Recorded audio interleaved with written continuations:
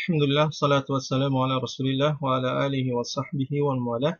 Ma'asyarul ikhwah, azinallah wa iyyakum ajma'in.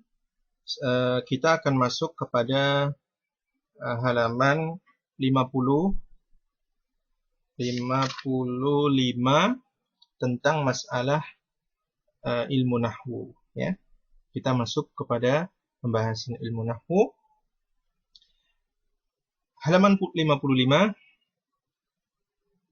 Sebagaimana kita ketahui bahwa ilmu nahwu adalah ilmu yang membahas tentang harokat akhir sebuah kata atau sebuah kalimat. Nah, kemudian kita juga ketahui bahwa sebuah kalam atau al-jumlah itu harus bisa difahami maknanya. Ya tidak, dulu kita pernah bahas bahwa kalam adalah susunan dari kalimat yang membentuk arti sempurna. Nah, di dalam masalah nahwu, di sana ada beberapa pola dalam sebuah kalimat, sebuah jumlah. Yang pertama adalah jumlah ismiyah. Jumlah ismiyah, yaitu jumlah yang diawali dengan isim, namanya saja ismiyah, diawali dengan isim. Contohnya Muhammadun jalisun. Muhammad jalis, duduk. Muhammad jalis, Muhammad itu isim tidak? Isim. Maka Muhammad duduk, sedang atau duduk, itu didahului dengan isim, maka dia namakan jumlah ismiyah. Apakah ada yang lain? Naam, namanya jumlah fi'liyah, karena diawali dengan fi'il. Contohnya fi'il ini adalah fi'il madhi. Jalasa Muhammadun. Muhammad telah duduk. Dalam bahasa Arab ada dua pola ini. Karena kalau dalam bahasa Indonesia, bahasa kita hanya ada satu pola. Yang mana? Jumlah ismiyah atau fi'liyah? Jumlah ismiyah saja. Kalau di dalam bahasa kita nggak bisa kita katakan telah duduk Muhammad. Kurang enak, ya tidak? Yang benar adalah Muhammad duduk. Makanya kalau kita menerjemahkan jalasa Muhammadun, maka tetap seperti Muhammadun jalasa. Muhammad duduk. Nah, pola dalam bahasa Arab ini dikenal dengan jumlah ismiyah dan jumlah fi'liyah. Kemudian ada satu bentuk yang hampir menyerupai sebuah jumlah, sebuah kalimat yang sempurna. Contoh, di mana mobil kamu? Mobil aku ada di rumah. Fil bait. Ya. Kalau kita tanyakan misalkan, di mana mobil kamu? Mobilku di rumah. Fil bait. Aina sayyaratuk? Di mana mobilmu? Fil bait. Cukup tidak jawaban fil bait di rumah? Cukup. Ya. Kapan kamu pergi ke sekolahan? Qabla zuhr misalkan. Sebelum zuhur. Cukup tidak jawabannya sebelum zuhur? Kapan kamu pergi ke toko qabla zuhur? Jelas. Akan tetapi makna ini tidak bisa berdiri sendiri. Kalau kita katakan fil bait, tidak ada pertanyaan, tidak ada apa, nggak bisa. Adapun yang jumlah yang di atas, jumlah fi'liyah dan jumlah ismiyah, maka dia memberi makna yang sempurna.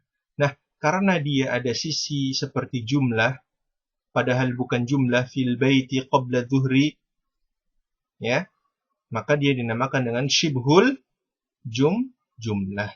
Shibhul jumlah. Nah, yaitu apabila sebuah kalimat tersusun dari huruf jar, kemudian ada isim setelahnya. Di rumah, di atas meja, alal maktab. Ya. Ini namanya shibhul jumlah. Atau nanti ada namanya dzaraf, keterangan waktu atau tempat. Qabla ini keterangan tempat, sebelum. Az-zuhr, sebelum zuhur. Ya, ini namanya dzaraf dan Ini namanya majrur. Apabila sebuah kalimat tersusun dari huruf jar dan setelahnya ada isim atau dzaraf dan madruf atau majrur, maka ini namanya syibhul jumlah karena dia hampir bisa menepati sebuah jumlah. Yang tadi kita tanyakan, di mana mobil kamu? Di rumah. Maka sebetulnya jawabannya yang lengkap adalah di rumah itu mobil aku atau mobilku di rumah. Ada sesuatu yang dihilangkan, ya tidak? Nah, tapi dipahami. Nah, inilah yang dinamakan dengan syibhul jumlah. Kita masuk kepada i'rab. I'rab adalah perubahan sebuah harokat akhir. Sebagaimana kita ketahui, kemarin kita bahas tentang isim, ya, bahwa nahwu itu berubah harokat, nahwu itu membahas tentang harokat akhir. Nah, pembahasan ini dikenal dengan nama i'rab. I'rab adalah perubahan sebuah akhir kalimat, baik itu isim ataupun fi'il. Ini namanya i'rab. Nah, i'rab ini ada 4 macam. Tidak ada yang kelima. Yang pertama adalah rofa. Rofa atau marfu'. Rofa itu contohnya yajlisu Muhammadun. Nah, saya bahasakan sebagai pelaku di sini atau sebagai subjek. Muhammad duduk. Pertanyaannya, siapa yang duduk? Muhammad. Nah, Muhammad ini dia memiliki i'rab rofa karena dia sebagai pelaku. Cara gampangannya, rofa ini sebuah kedudukan yang menjadikan isim itu memiliki kedudukan tertentu. Nanti insya Allah antum dan antuna faham makna rofa, nasab, jar, dan jazm. Tapi saya ambil contoh di sini karena dia sebagai pelaku, maka dia rofa. Rofa'nya dengan tanda apa? Ini, dengan dhammah, Muhammadun. Yajlisu Muhammadun. Muhammad duduk. Karena itu kalau ada yang mengatakan yajlisu Muhammadan, tidak tepat. Yajlisu Muhammadin, tidak tepat juga. Dari mana kita ketahui? Dari i'rab.